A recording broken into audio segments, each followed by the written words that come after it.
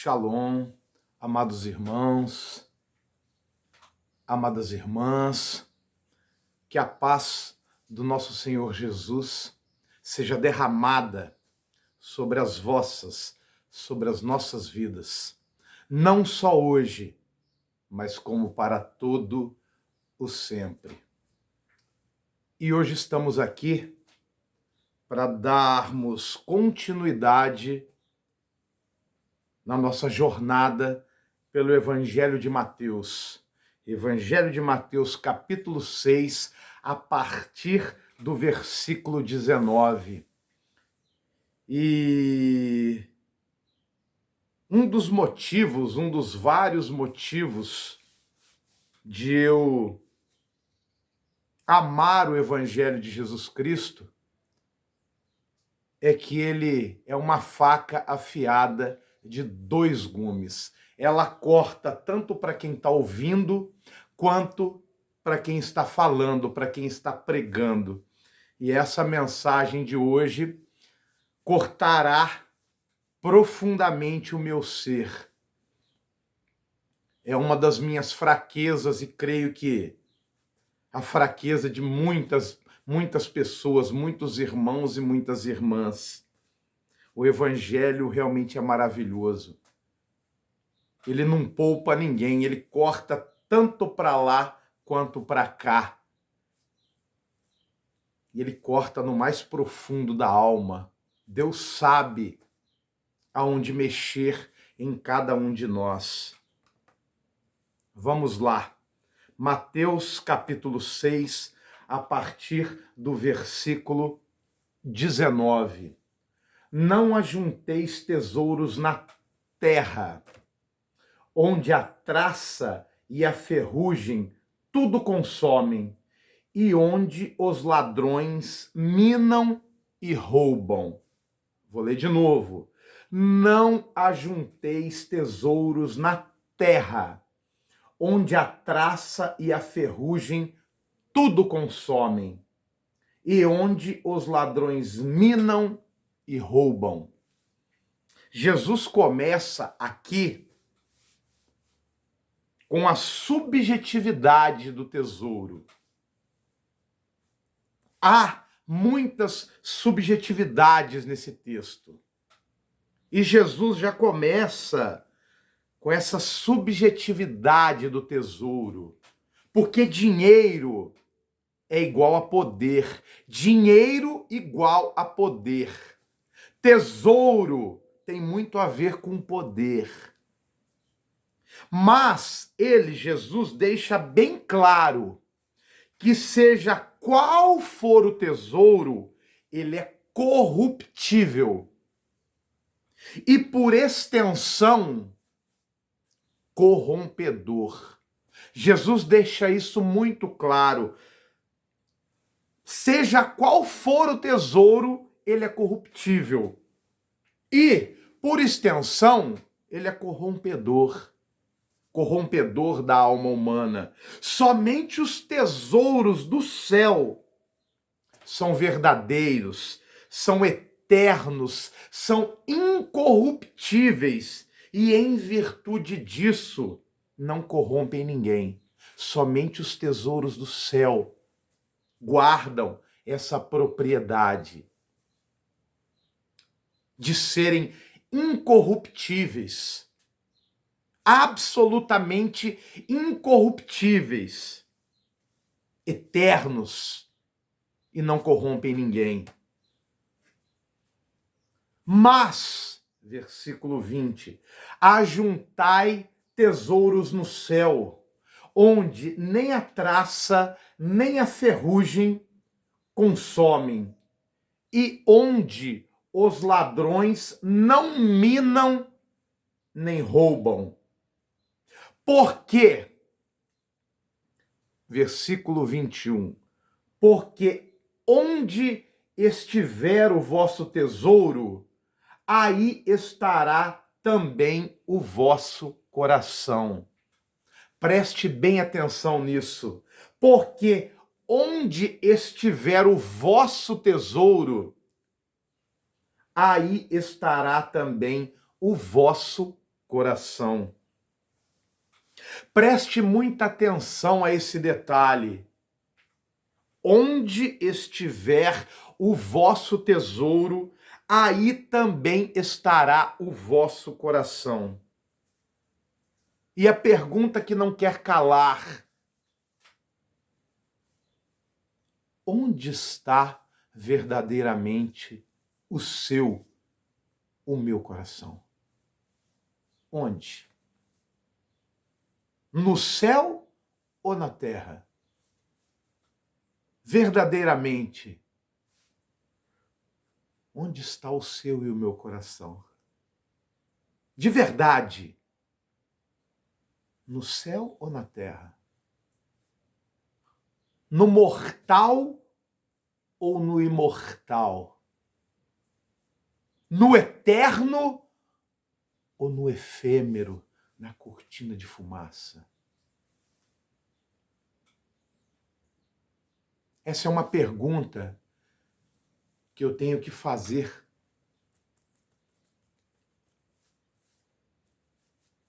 para mim mesmo. Vasculhar o mais profundo do meu ser. Eu preciso que essa luz entre no mais profundo do meu ser e vasculhe os cantinhos da minha alma.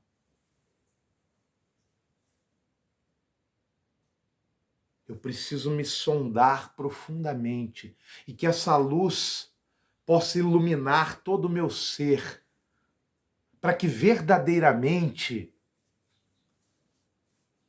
eu reflita, eu entenda, eu saiba aonde verdadeiramente eu estou. Eu estou com o meu alicerce nas coisas eternas ou nas coisas terrenas? Onde verdadeiramente está o seu coração, o meu coração? Eu preciso fazer uma autoanálise profunda a respeito disso.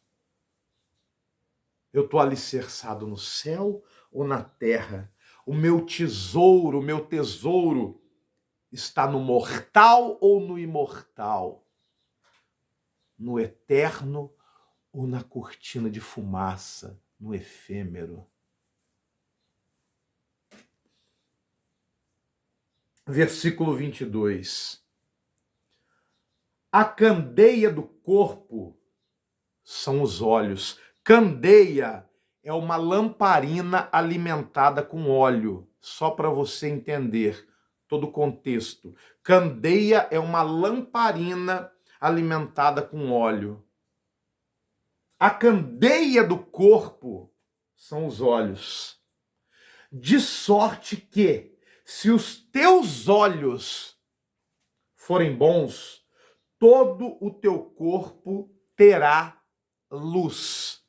Então os olhos são como uma luz para o corpo. É isso que o texto está dizendo. Os olhos são como uma luz para o corpo. Agora, entenda, os olhos como o meu olhar, o meu enxergar, o meu interpretar. Entenda isso. Meus olhos é igual. Meu olhar, meu enxergar, o meu interpretar. Aquilo que eu chamo de meu tesouro se tornará o Senhor do meu coração. Se faz necessário que você entenda isso, que eu entenda isso no mais profundo do meu ser, que aquilo que eu chamo de meu tesouro se torna o Senhor do meu coração. E o que quer que se torne o Senhor do meu coração determinará o significado do meu olhar. Você percebe? Aquilo que eu chamo de meu tesouro se tornará o Senhor do meu coração. E o que quer que se torne o Senhor do meu coração determinará o significado do meu olhar, do meu interpretar, de forma que eu vou escanear, eu vou interpretar a vida a partir dessa referência. Você compreende? Portanto, muito cuidado com o que você chama de meu tesouro. Cuidado! Cuidado com o que você chama de meu tesouro, porque aquilo que você chama de meu tesouro vai definir o que você chama de minha visão. Compreende? Aquilo que você chama de meu tesouro vai definir o que você chama de minha visão. E, portanto, definirá o que você é ou se tornará. Muito cuidado com o que você chama de meu tesouro, porque ele define o que a gente é, ou então aquilo que nos tornaremos. Porque o meu tesouro define a minha visão, define a minha interpretação, exerce uma influência tremenda no meu modo de interpretar a vida. Meus olhos é igual ao meu olhar, o meu enxergar, o meu interpretar. Portanto, os nossos olhos, a nossa visão, o nosso interpretar precisam estar ligados no céu, no eterno. O nosso tesouro tem que estar no céu. Pois só assim o nosso interpretar será bom, a nossa visão será boa e, consequentemente, tudo em nós será luz. Se o nosso tesouro estiver no céu, porque o meu tesouro define a maneira como eu interpreto a vida. Espero que você esteja me acompanhando nesse raciocínio. Aquilo que é o meu tesouro define o meu interpretar, o meu enxergar. Se o meu tesouro estiver no céu, consequentemente, o meu interpretar será segundo o céu, será segundo Deus, será segundo o Espírito Santo, será segundo os preceitos do céu. Consequentemente, tudo em mim será luz, porque tudo no céu, tudo em Deus e tudo que concerne ao Espírito Santo é luz. E se o meu interpretar for segundo Deus, segundo os tesouros do céu, consequentemente a minha visão, o meu interpretar será luz. E meu corpo e todo o meu ser será luz.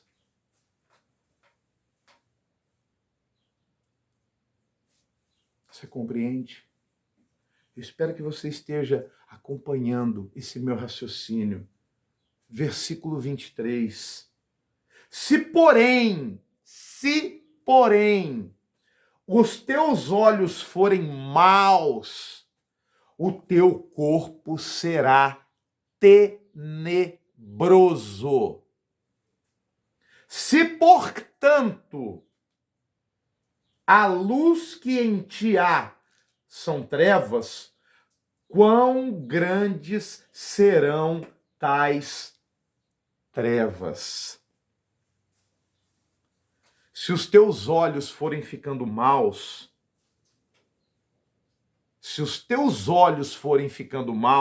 é porque o tesouro do seu coração é terreno. É simples de entender. Se os seus olhos forem ficando maus, é porque o seu tesouro é terreno, é terráqueo, é contável, é mensurável. Jesus adverte para termos cuidado para que aquilo que em nós deve ser luz, que é o nosso olhar, o nosso interpretar, o nosso desejar, o nosso pensar, não se converta em trevas, pois que densas trevas seremos. Não tem como ser diferente. Por isso que Jesus adverte para termos cuidado, para que aquilo que em nós deve ser luz, que é o nosso pensar, o nosso interpretar, o nosso olhar, aquilo que deve ser luz em nós, nosso desejar, o nosso pensar, isso tem que ser luz em nós. Porque se isso se converter em trevas, que densas trevas seremos. E pode acreditar em mim, acredita em Jesus, se os teus olhos, o teu interpretar, o teu pensar for ficando mal, observe qual é o seu tesouro, qual é o meu tesouro. Pode ter certeza que esse tesouro é terráqueo, é terreno, é contável, é mensurável. Porque o tesouro do céu vai fazendo com que nosso olhar, nosso interpretar seja cada vez melhor, cada vez mais luz. Olhar, interpretar, sendo luz, todo o corpo será luz. O olhar, o meu interpretar, sendo trevas, tudo em mim refletirá densas trevas. É simples de entender. Não tem como ser diferente. Tesouro do céu, tesouros no céu produzem luz, tesouros na terra produzem trevas. E ninguém pode servir a dois senhores. Ninguém pode servir a dois senhores. Porque ou há de odiar um e amar o outro, ou se dedicará a um e desprezará o outro. Não podeis servir a Deus e a Mamon.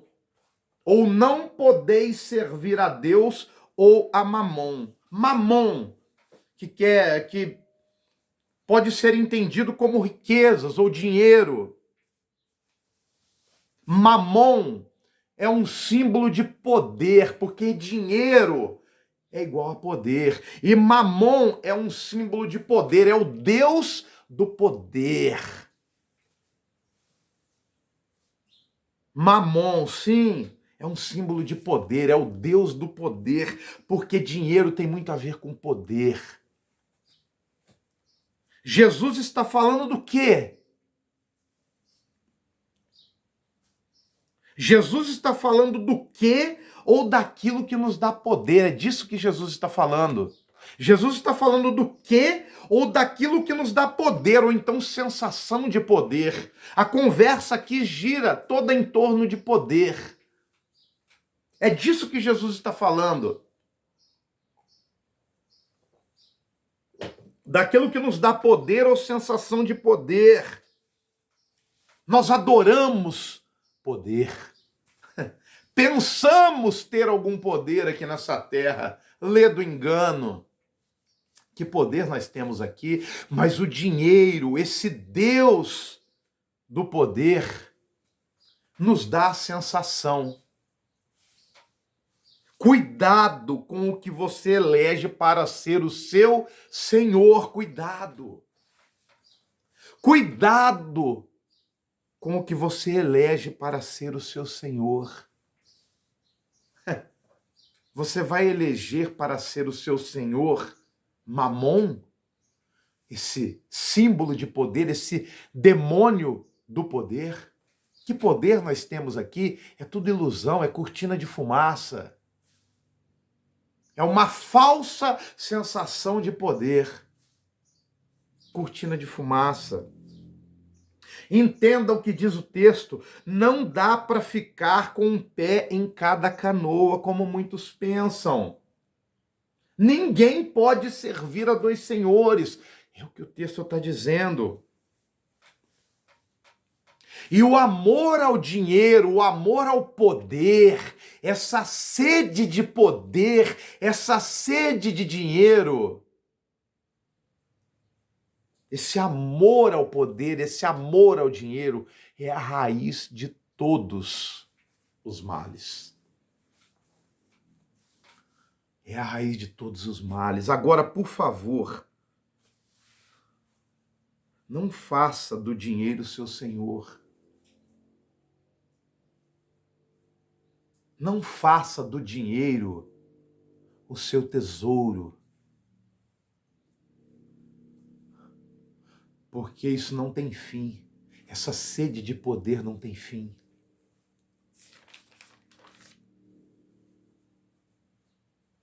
Não tem fim. Sede de poder não tem fim. Sede de dinheiro não tem fim. Quanto mais você tem, mais você quer. E o amor ao dinheiro, o amor ao poder é a raiz de todos os males.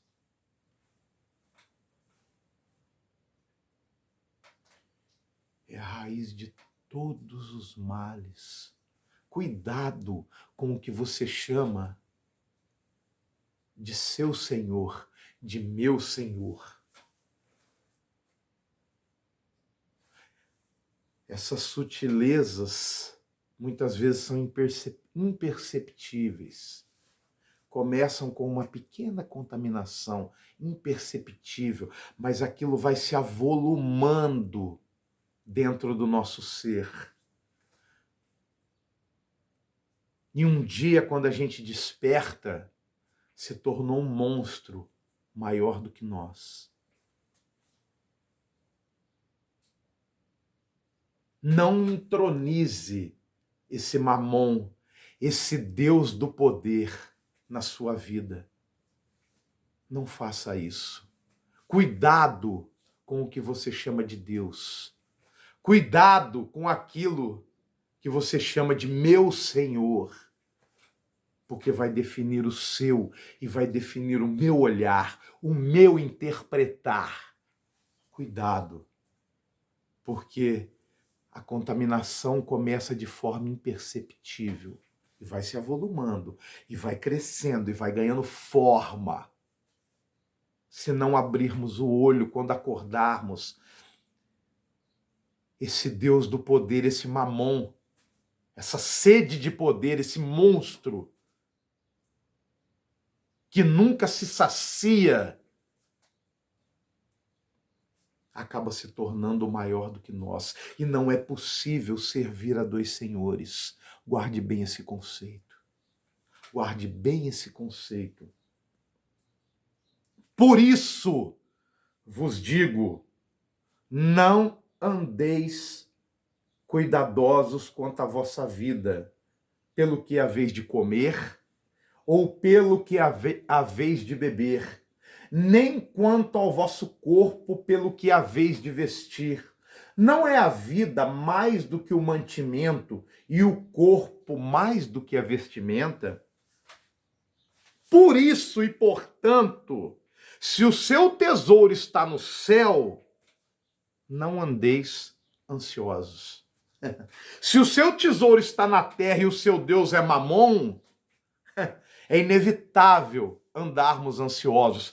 Porém, portanto, se o seu tesouro estiver no céu, se o seu tesouro está no céu, não andeis ansiosos. Olha aqui, se o seu tesouro estiver verdadeiramente no céu, por isso vos digo, então eu vos digo, não andeis ansiosos quanto à vossa vida. Se o seu tesouro estiver no céu, verdadeiramente. Pelo que haveis de comer, ou pelo que haveis de beber, nem quanto ao vosso corpo pelo que haveis de vestir. Não é a vida mais do que o mantimento e o corpo mais do que a vestimenta?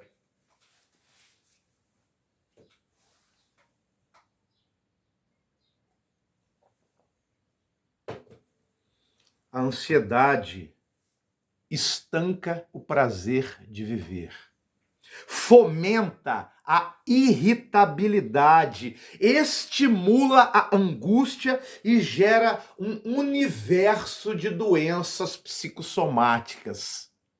Isso é ansiedade.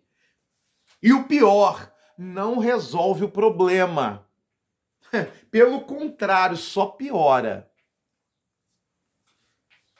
A ansiedade estanca o prazer de viver, amordaça a alma, fomenta a irritabilidade, estimula uma angústia sem fim e gera um universo de doenças psicossomáticas. Isso é a ansiedade. E tem mais uma coisa aí. A ansiedade é um sintoma muito claro, claríssimo, aliás, de que o nosso tesouro, o nosso olhar estão aqui na Terra. Você compreende? A ansiedade é um sintoma muito claro de que o nosso tesouro, o nosso olhar estão aqui na Terra. Pois quando o nosso tesouro está aqui na Terra, o que é gerado em nós é ansiedade e mais ansiedade. O tesouro que nós cultivamos aqui na terra e que chamamos de meu tesouro é de uma malignidade imensurável. Porque quando o nosso tesouro está aqui na terra, o que é gerado em nós é só ansiedade. É ansiedade e mais ansiedade e mais ansiedade, é sem fim.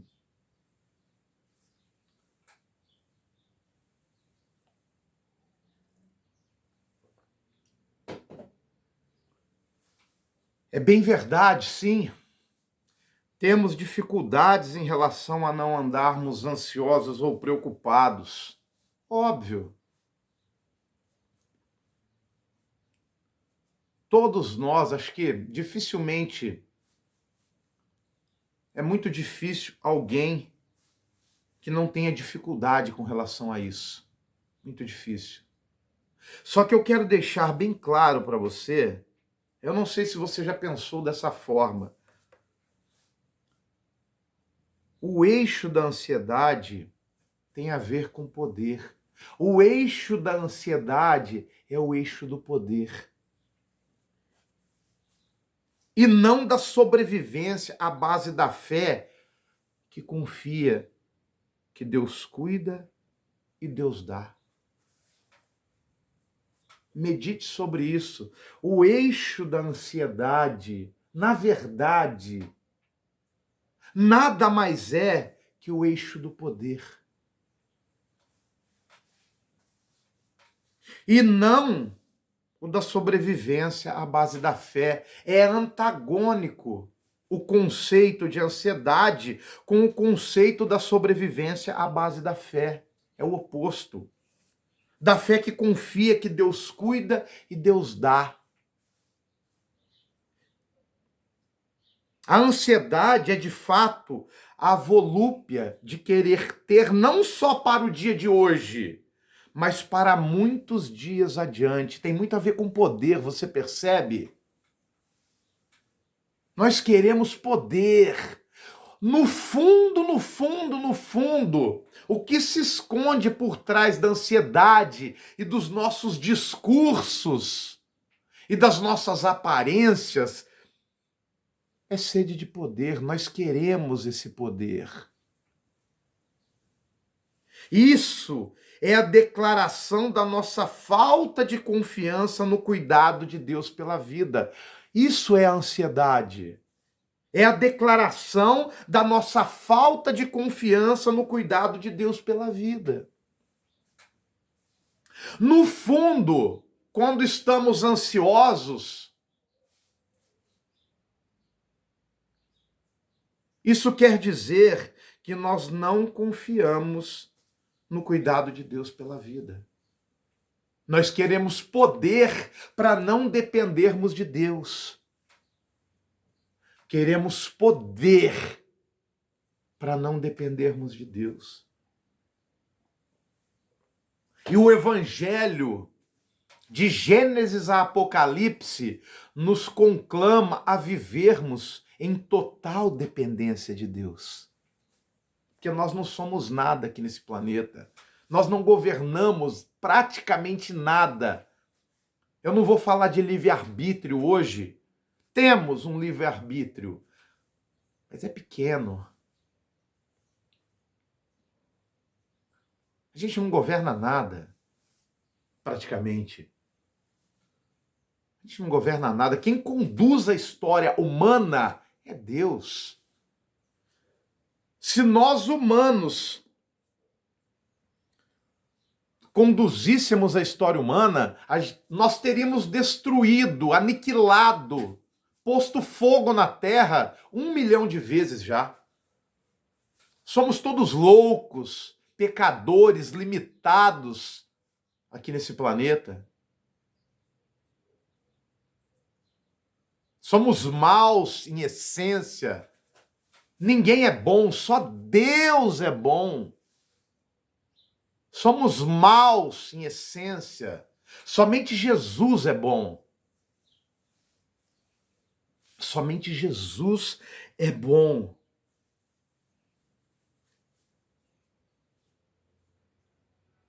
De Gênesis a Apocalipse, a orientação é para que sejamos totalmente, e não parcialmente, que sejamos totalmente dependentes do nosso Deus. Mas o que nós queremos é justamente o contrário. Nós queremos poder, queremos ajuntar tesouros aqui na terra. Porque os tesouros aqui na terra nos dão a sensação de poder, e tendo poder, podemos governar a nossa vida e não ficar dependendo de Deus. E isso gera em nós ansiedade, ansiedade, ansiedade e mais ansiedade. Porque o poder, essa sede de poder não tem fim, é infinita. Eu não sei se você já parou para pensar, não sei, quais são as consequências onde o corpo é cultuado, as vestes, a aparência são cultuadas e o alimento é o meu desespero. Você já parou para pensar quais são as consequências desse culto ao corpo, esse culto às aparências, às vestes, e onde o alimento é o meu desespero? Porque está falando disso o texto. Por isso vos digo, não andeis... Olha.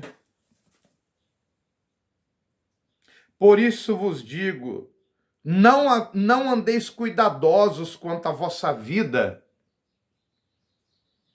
pelo que haveis de comer. O comer é o meu desespero. Ou pelo que haveis de beber.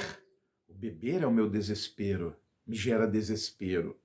Nem quanto ao vosso corpo, esse culto ao corpo. Pelo que haveis de vestir, esse culto ao corpo, esse culto à aparência.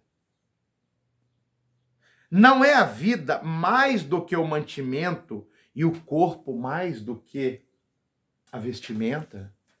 Você já parou para pensar quais são as consequências onde o corpo é cultuado? Onde a aparência, as vestes, a aparência são cultuados? E onde o alimento é o meu desespero? Você já parou para pensar quais são as consequências de viver dessa maneira? Eu lhe respondo, A consequência ou as consequências são um leque incontável de doenças. A consequência de se viver assim, nesse culto ao corpo, nesse culto à aparência, onde o alimento é o meu desespero, uma fonte inesgotável de ansiedade, a consequência é um leque incontável de doenças. Simples assim. E observe o paradoxo. O paradoxo. No desejo, na ânsia de viver, nós nos matamos de ansiedade.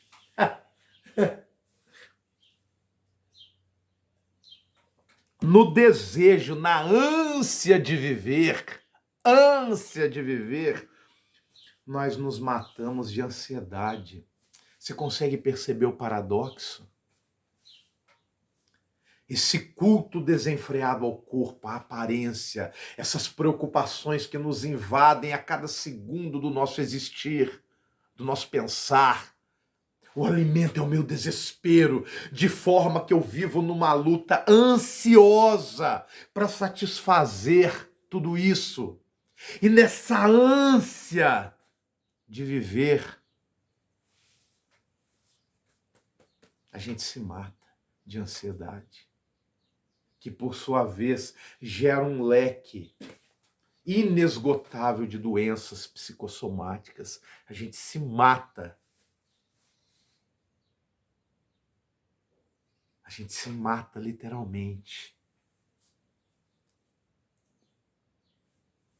Olha a recomendação de Jesus. O antídoto para uma vida ansiosa. O Deus mantenedor da vida. Esse é o antídoto para uma vida ansiosa. É crer no Deus mantenedor da vida. Olhai para as aves do céu, que não semeiam, nem cegam, nem ajuntam em celeiros. É fenomenal. Olhai para as aves do céu que não semeiam, não cegam, não colhem, nem ajuntam em celeiros. É o pilar da nossa existência. Semear, colher e ajuntar. A gente vive para isso. Semear, colher e ajuntar para termos poder. Mas as aves do céu não semeiam, nem colhem, nem ajuntam em celeiros. Observe isso. É a recomendação do nosso Deus. E vosso Pai Celestial as alimenta, porque é Deus que mantém esse planeta existindo. Deus é o mantenedor da vida. Não tendes vós muito mais valor do que elas? Adoro esse trecho. Não ajuntam em celeiros, não plantam, não cegam, e principalmente esse trecho, não ajuntam em celeiros. Ou seja, as aves do céu, a criação, não tem sede de poder. Essa é uma das principais diferenças entre nós e o restante da criação. O restante da criação não planta, não cega e principalmente não ajuntam em celeiros, porque eles não têm sede de poder. Nós temos. Os nossos celeiros têm a ver com poder. Nós gostamos de ajuntar para termos poder. Essa sede de poder que habita em nós é que ferra com tudo. Essa sede de poder que habita em nós, é intrínseca em nós, é que ferra com tudo. E essa sede de olhar, melhor dizendo, que faz com que o nosso olhar, o nosso tesouro sejam terrenos, terráqueos. É essa sede de poder, é essa sede de poder que faz com que o nosso olhar seja terreno, terráqueo, que faz com que o nosso tesouro seja terreno. É essa sede de poder, esse desejo de ajuntar em celeiros. Isso transforma o nosso olhar. Isso transforma o nosso interpretar, porque o nosso tesouro está nos nossos celeiros terrenos, que nos dá essa falsa sensação de poder. E é essa sede de poder que faz com que nós nos matemos uns aos outros e também a nós mesmos. É essa sede de poder que promove as nossas guerras, que faz com que nós nos matemos uns aos outros e, consequentemente, nos matemos dia após dia. Verdadeiramente, quem não tem sede de poder, assim como os passarinhos, você está percebendo o eixo do poder escondido no meio de tanta conversa fiada? Por trás das nossas ansiedades, dos nossos discursos, o que está bem escondidinho ali é a nossa sede de poder. E é essa sede de poder que ferra com tudo. Porque quem não tem sede de poder, assim como os passarinhos, confia e sabe que Deus é o mantenedor da vida. O passarinho sabe disso, que é Deus quem cuida de tudo, é Deus quem nos alimenta, é Deus quem nos dá vida. Nós não controlamos nada. Os nossos celeiros nos dão falsa e muito falsa sensação de poder. É só uma sensação de poder. Nós não temos poder algum aqui nesse planeta. Os passarinhos compreendem isso. Essa verdade que é imutável. É Deus o mantenedor da vida. Nós, que somos criaturas, não temos poder nenhum. É por isso que o Evangelho de Gênesis a Apocalipse nos orienta a uma só voz, a sermos totalmente dependentes de Deus, única e exclusivamente dependentes do nosso Deus, porque nós não temos poder nenhum aqui nesse planeta. Poder nenhum. De forma que é uma insanidade sem nome confiarmos nos tesouros aqui da terra, que nos dão essa falsa sensação de poder. Isso é insanidade. Eu não sei se você já analisou dessa forma, mas creia no Evangelho. Os nossos celeiros refletem a nossa total insanidade.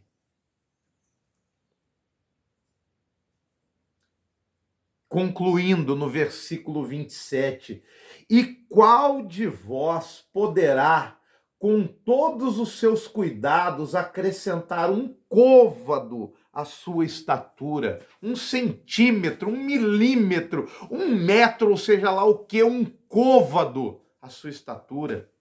Essa ansiedade serve de nada. Algumas traduções, e nenhum de vocês, diz assim, e nenhum de vocês pode encompridar a sua vida, por mais que se preocupe com isso. Tem algumas traduções que está dessa forma. E nenhum de vocês pode encompridar a sua vida, por mais que se preocupe com isso. Total insanidade. A ansiedade é um atestado de insanidade. Sede de poder, total insanidade. Sensação de poder, total insanidade da nossa parte. Porque a gente não consegue, com todos os nossos cuidados, nossas preocupações, nossas ansiedades, nossos achismos, a gente não consegue acrescentar um côvado à nossa estatura. E quanto ao vestuário, por que andeis solícitos? Olhai para os lírios do campo, como eles crescem, não trabalham e nem fiam. É a mesma lógica dos passarinhos. E eu vos digo que nem mesmo Salomão, em toda a sua glória, se vestiu como qualquer deles. Salomão, que plantava, que colhia e ajuntava em celeiro. Jamais Salomão se vestiu como os lírios do campo.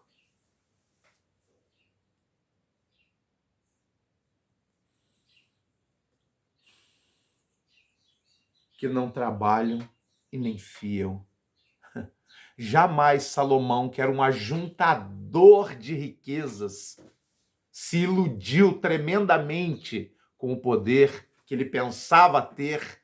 Jamais esse ajuntador de tesouros se vestiu como os lírios do campo, que não trabalham, nem fiam, nem ajuntam em celeiros por extensão.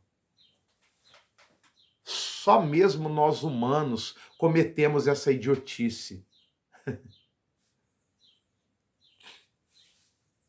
A criação toda sabe que Deus é o mantenedor da vida.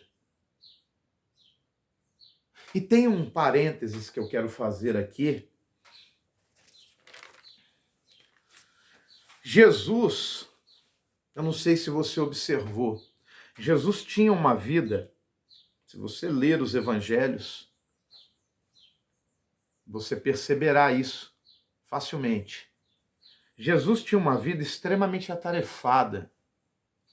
Tinha sob seu comando o maior ministério e a maior missão que esse planeta já presenciou. O maior ministério que esse planeta já presenciou, a maior missão que esse planeta já presenciou, era presidida por Jesus. E mesmo assim, ele parava tudo para contemplar o belo, a natureza. Ele parava tudo. Ele era extremamente atarefado. Uma missão transcendental ele estava desempenhando aqui nessa terra. E mesmo assim, completamente atarefado. Ou você acha que só eu e você temos uma vida atarefada? O que é a nossa vida atarefada perto da missão e do trabalho que Jesus estava desempenhando aqui nessa terra? Você acha que sua vida é corrida? Que a sua vida é atarefada? Observe o ministério de Jesus, o maior ministério que já existiu sobre essa terra. A maior missão que esse planeta já presenciou. E mesmo assim ele parava tudo para contemplar o belo, para contemplar a natureza. Psicologicamente, Jesus é o exemplo encarnado da não ansiedade. Jesus é o exemplo encarnado, leia os evangelhos. Ele é o exemplo encarnado da não ansiedade. Mesmo tendo uma vida extremamente atarefada, ele vivia a vida sendo a encarnação da não ansiedade. Jesus é o exemplo encarnado da fé num Deus mantenedor da vida. É o exemplo encarnado. Jesus é o exemplo encarnado da plena saúde psíquica.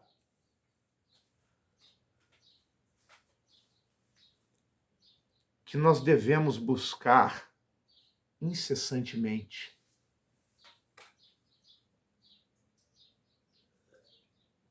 Jesus é o exemplo pleno, é o exemplo encarnado da plena saúde psíquica. E nós devemos buscar incessantemente essa saúde psíquica.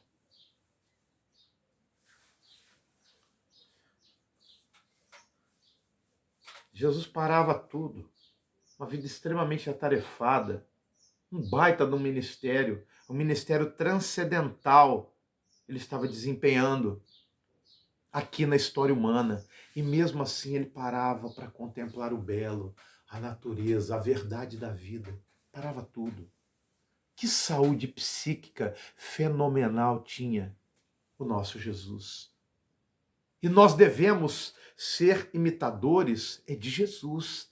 E embora não consigamos, de forma alguma, sermos igual ele, mas devemos nos aproximar o máximo possível daquilo que ele foi. Ele é o Filho de Deus encarnado. Ele é o exemplo encarnado da não ansiedade. Ele é o exemplo encarnado da plena saúde psíquica. Quanto mais próximos estivermos de Jesus,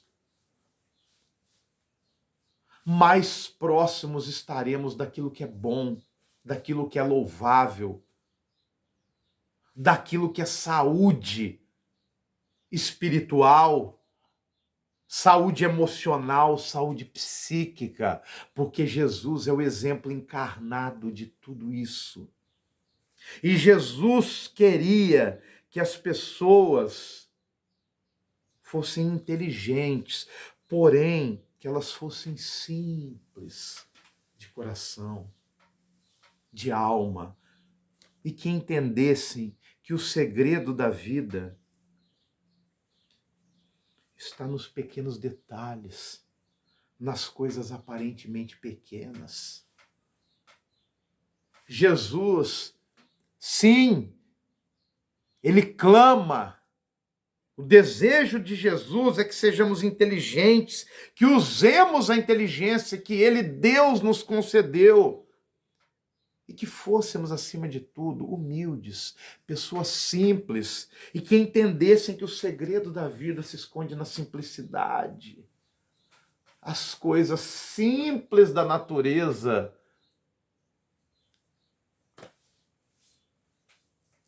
escondem as grandes verdades do universo. Aquilo que é praticamente imperceptível pela nossa mente agitada, pela nossa mente egoísta, pela nossa correria do dia a dia, correndo atrás do vento. É isso que fazemos com 90% do nosso tempo. Corremos atrás do vento e esquecemos de prestar atenção naquilo que verdadeiramente dá sentido à vida. E que se esconde nos detalhes, na simplicidade de um pardal, na simplicidade dos lírios do campo, desse pardal, desse pássaro, desse ente comum, que não planta, não colhe e nem ajunta em celeiro. Nessas coisas pequenas da vida se esconde todo o sentido da vida. De forma que prestamos atenção num monte de bobagem, num monte de entulho que nos invade dia após dia e não prestamos atenção no que realmente importa. Não entendemos com a alma, com o coração, que Deus é o mantenedor da vida. Toda a natureza e toda a criação entende isso, que Deus é o mantenedor da vida. Mas eu teimo em não entender isso. E em viver um caminho de morte completamente antagônico a isso. Nós fazemos justamente o oposto de Jesus. Nós nos atolamos num mar de ansiedade. A gente está atolado no mar de ansiedade, a gente faz completamente o oposto de tudo que Jesus nos ensinou e nos demonstrou. A gente vive atolado no mar de ansiedade, a gente quer juntar em celeiro, a gente quer ter poder, a gente não para observar a vida, a criação. A gente vive verdadeiramente um caminho de morte, porque todo caminho oposto àquilo que Jesus nos ensinou, creia você ou não, sempre é um caminho de morte. Morte psíquica, morte emocional, morte espiritual. Jesus é o caminho, a verdade e a vida. É Ele que é o caminho, a verdade e a vida. E a total dependência que nós devemos ter diante de Deus é caminho de vida. Tudo que não segue esse caminho é caminho de morte.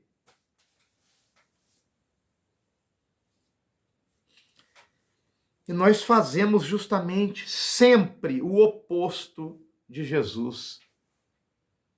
Nós sempre escolhemos o caminho oposto ao de Jesus. Nos discursos, não. Nos discursos, a gente sempre está seguindo Jesus. Mentirosos discursos. Só da boca para fora. Porque as nossas atitudes, o nosso caminhar sempre é oposto ao que Jesus nos propõe.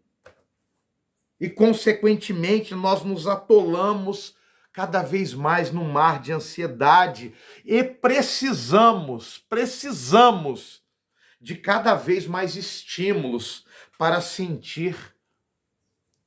sentirmos migalhas de prazer. A gente se atola num mar de ansiedade, mais e mais e mais e mais e mais. E, consequentemente, a gente precisa buscar mais e mais estímulos, inesgotáveis estímulos, que é o que nos geram migalhas de prazer. Hoje, nós nos tornamos mendigos espirituais, mendigos emocionais. Estímulos não nos faltam. Internet, cinema, entretenimento sem fim, moda sem fim, cultos dos mais diversificados e sem fim.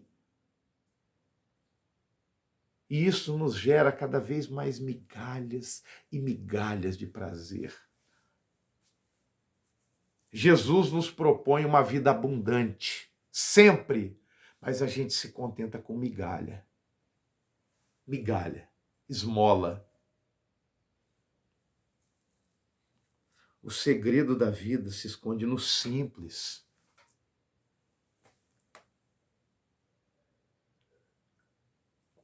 O segredo da vida se esconde no simples, nos detalhes, nas sutilezas, naquilo que o dinheiro não compra. Na fé em Deus. Isso é o segredo da vida. Nas sutilezas, nos detalhes, na fé em Deus e não em todo esse entulho que ajuntamos em nossos celeiros. É tudo cortina de fumaça.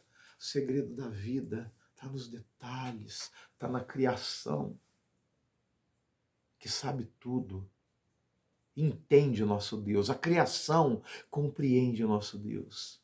Ela teme verdadeiramente o nosso Deus. Ela não faz discurso. A criação não está aqui para discurso. A criação entende o nosso Deus. Agora, nós somos propagadores de ilusão, propagadores de discursos.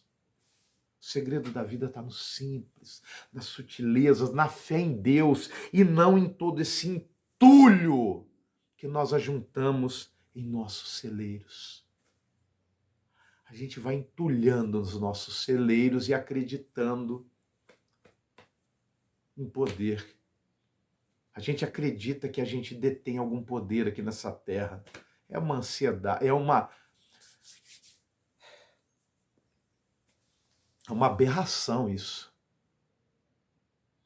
Somos insanos. É uma insanidade pensarmos e vivermos dessa maneira. versículo 30. Pois, se Deus assim veste a erva do campo, que hoje existe e amanhã é lançada no fogo, não vos vestirá muito mais a vós, homens de pequena fé? Não andeis, pois, inquietos, dizendo: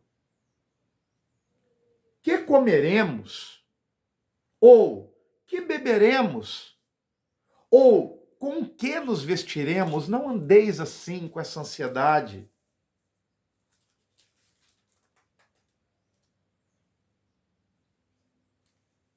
Porque todas essas coisas os gentios procuram.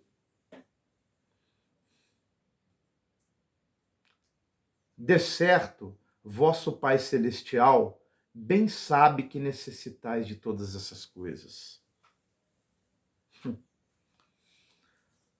Observe aqui o que ele frisa no verso 32. Olha, eu vou até recapitular, eu vou ler para que isso fique, para que nós internalizemos. Precisamos internalizar esses conceitos.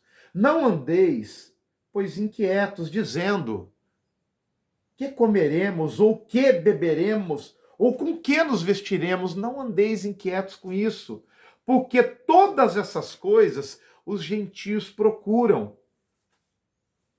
De certo, vosso Pai Celestial bem sabe que necessitais de todas essas coisas. O verso 32 frisa isso de forma muito clara para mim, porque todas essas coisas os gentios procuram. Jesus nos ensina, a fim de vencermos a ansiedade, a fim de vencermos toda a ansiedade, que toda a cobiça e preocupação são de natureza pagã. Todas essas coisas os gentios procuram. Essa sede de poder, essa ansiedade pelo que havemos de comer, pelo que havemos de beber, ou como nos vestiremos. Isso tudo, essa cobiça, essa ansiedade, essa sede de poder, essas preocupações, são todas de natureza pagã. Isso não provém da fé verdadeira em Deus. Isso é tudo de natureza pagã. Jesus está dizendo que quem serve as divindades pagãs, tá? É isso que Jesus está dizendo, que quem serve as divindades pagãs, ou seja, o Deus da prosperidade, o Deus da fertilidade, e etc, e etc, e etc, o Deus do poder, o Mamon, quem serve a essas divindades é que vive o tempo todo preocupado pelas suas demandas. O Deus da fertilidade exige rituais de fertilidade, ansiedades de fertilidade.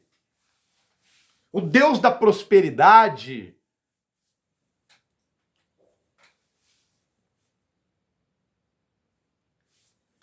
é que demanda isso. Você tem que satisfazer esses deuses a todo momento. Você tem que promover rituais na direção desses deuses, porque eles precisam ser satisfeitos a todo momento. Isso é de natureza pagã.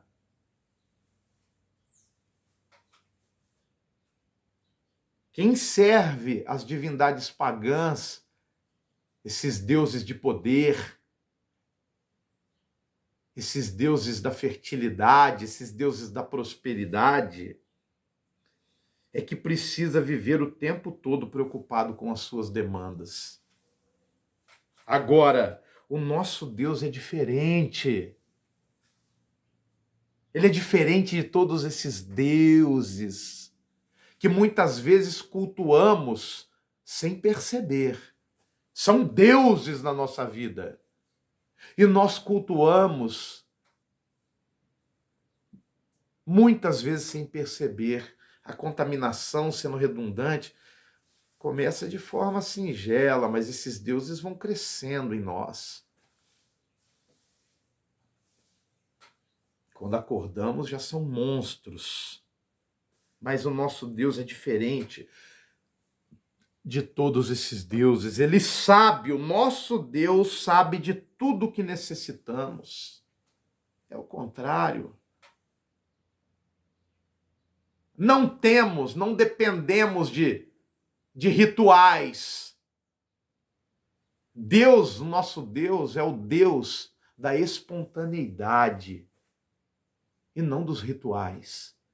Quem exige rituais são os deuses pagãos. O nosso Deus é o Deus da espontaneidade, é o Deus do amor, é o Deus da voluntariedade, é o Deus da não ansiedade, porque nosso Deus sabe de tudo que necessitamos e Ele cuida e mantém a vida, Ele mantém o planeta, e Ele nunca nos desampara. Será que você não entendeu isso ainda? O nosso Deus é um Deus que não nos desampara e que sabe de tudo que nós necessitamos.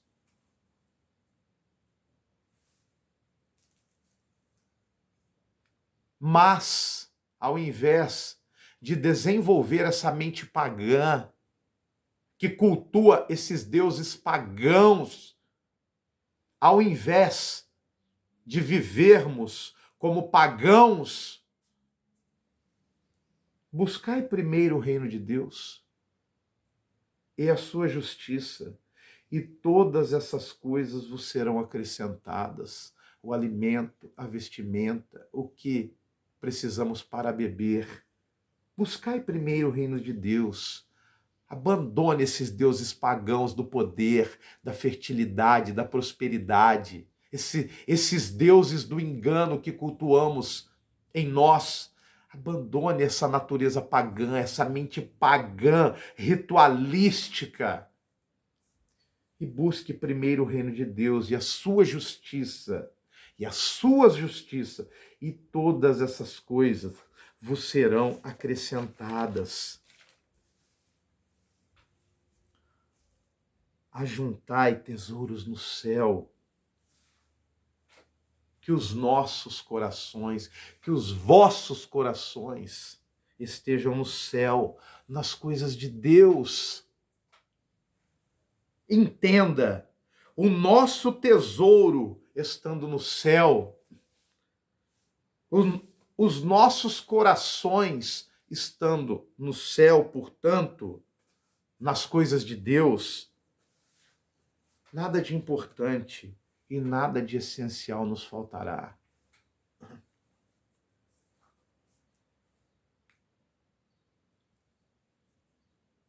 Nosso tesouro tem que estar no céu, porque Deus é o mantenedor da vida, é Ele que mantém esse planeta e tudo que nele há.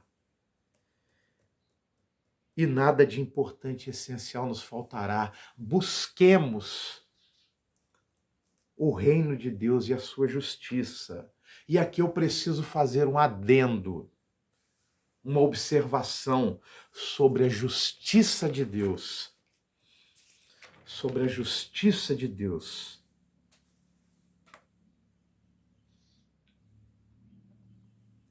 As pessoas não querem, na prática, considerar a justiça de Deus.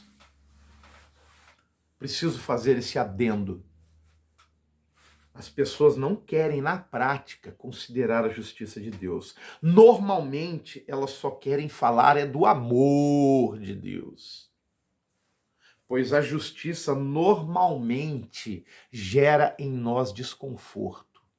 Essa é a verdade. Nós gostamos de frisar e falar do amor de Deus, porque a justiça de Deus, normalmente, ela gera em nós um desconforto, pois ela condena nossas práticas e vícios pecaminosos. Então ela nos gera desconforto. A justiça de Deus condena as nossas práticas e essa nossa vida pecaminosa. A justiça de Deus é um confrontador. Sim! O amor é superior a tudo. O amor é superior a tudo. Sim, o amor é superior a tudo. Porém, não é possível desassociar o amor de Deus da justiça de Deus. O amor é superior? Sim, mas não dá para desassociar o amor de Deus da sua justiça. Deus é amor, mas Deus também é justiça. Deus é amor, mas Deus também é justiça. E não a nossa justiça. E não a nossa justiça. É a justiça dele. João 8,11, aquele episódio da mulher pega em adultério e prestes a ser apedrejada pela turba, pela multidão, ecoa essa justiça de Deus. O amor de Deus diz assim: eu também não te condeno. João 8,11. Cadê os teus acusadores? Eu também não te condeno, porém, vá e não peques mais. Agora ele está falando da justiça. Cadê os teus acusadores? Eu também não te condeno. O amor de Deus é superior a tudo. Ela estava com uma vida completamente errada. Deus não passou pano. Jesus não passou pano para ela. Porque ela estava num ato completamente contrário à justiça de Deus. Tá? O amor de Deus é superior. Olha, eu também não te condeno, só que eu não vou passar pano para você. Eu não te condeno, porém, vá e não peques mais, pare de palhaçada. Vá e não peques mais. Parênteses meu agora, para que não te aconteça coisa pior. Fecha parênteses. Vai, não peques mais, para de palhaçada, porque senão vai dar ruim para você ainda. Para de pecar. Essa é a voz da justiça de Deus. Vai e não peques mais. Porque você está vendo o resultado do pecado? O resultado do pecado é morte. Eu te amo, eu te perdoo, eu não te condeno, mas pare de pecar. João 8,11 ecoa para mim de forma peremptória o amor e a justiça de Deus. Nosso Deus é um Deus de oportunidades. É um Deus de oportunidades. Tomemos posse e creiamos no amor de Deus, porque Ele é um Deus de oportunidades. Olha, eu também não te condeno, Ele é um Deus de oportunidades. Embora essa mulher tenha sido pega num ato indigno, de absoluto pecado, Deus é um Deus de oportunidades. Eu também não te condeno, você está perdoada. Porém, para de palhaçada. Pare de palhaçada. Vá e não peques mais. É um Deus de oportunidades. Tomemos posse, portanto, e creiamos no amor de Deus, no amor desse Deus que nos dá oportunidades. Porém, endireitemos os nossos caminhos e abandonemos o pecado. Abandonemos essa sede de poder. Abandonemos esse tesouro terráqueo, terreno. Buscai o reino de Deus e a justiça de Deus. É o amor e a justiça. Essa é a orientação. Não é pecado. Entenda bem, que fique bem claro. Não é pecado ter dinheiro. De forma alguma, não é pecado ter dinheiro. Não é pecado ter boas roupas, bons carros, ser próspero financeiramente aqui nessa terra. Não é pecado isso. O que é pecado é acreditar que isso é o seu tesouro. Esse é o pecado. O amor ao dinheiro, o amor ao poder que dele provém, é que é a raiz de todos os males. É acreditar que o dinheiro é o seu senhor, que os seus celeiros lhe dão poder. Isso é errado. Ter dinheiro, ser próspero aqui nesse planeta, não é pecado. Só que tomemos cuidado com essas contaminações. Eu sou redundante em dizer, é muito sutil. A contaminação, ela vai entrando aqui, ó, de forma imperceptível. Vai se avolumando. E a gente, se não vivermos uma vida meditando no Evangelho do nosso Senhor Jesus, prostrados aos pés do nosso Deus, humildemente, colocando nossa alma perante a luz de Cristo a todo momento, se não vivermos dessa forma, essa contaminação vai ganhando forma em nós. Temos que diariamente, a todo momento, sem cessar, permitir que essa luz nos invada. É o orar sem cessar, é o viver em Cristo sem cessar, é estar exposto à luz de Deus sem cessar.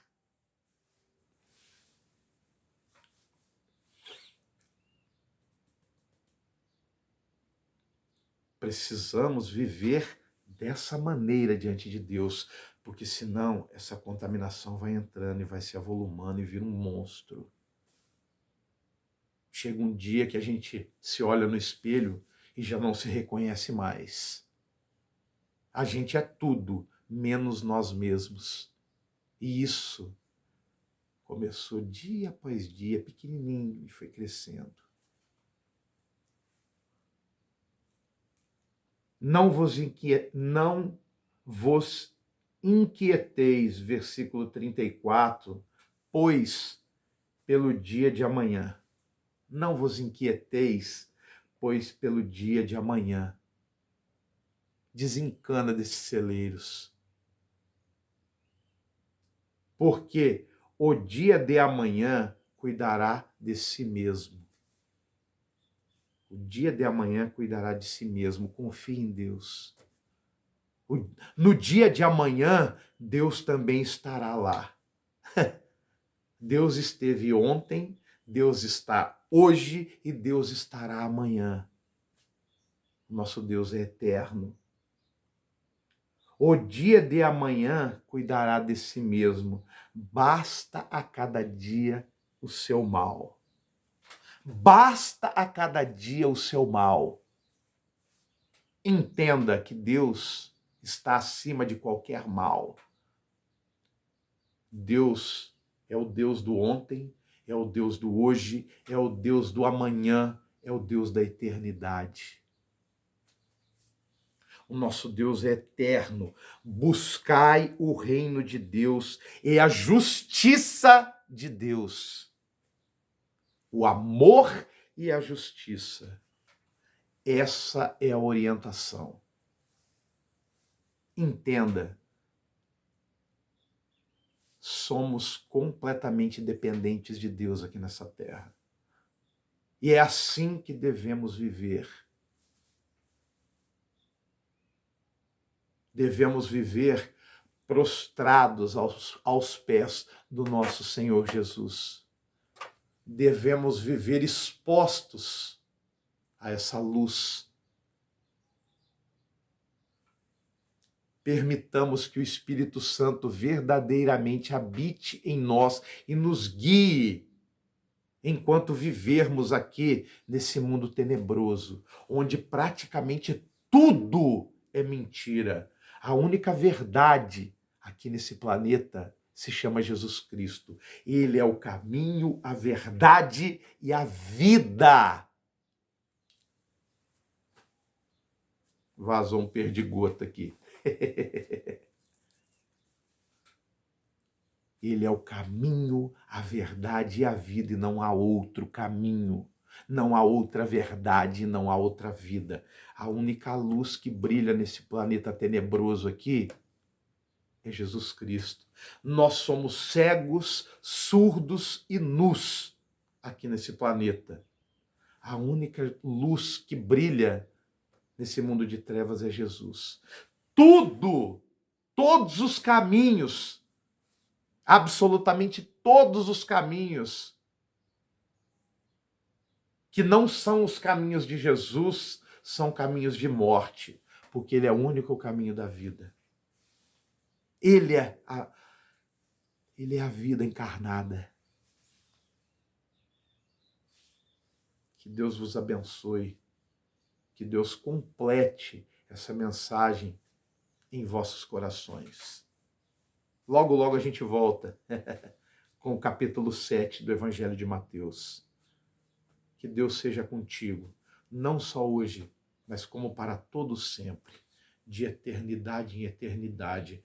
Glorificado seja o nome do nosso Senhor Jesus, porque só Ele, somente Ele, é digno de toda a honra e toda a glória. Que Deus vos abençoe.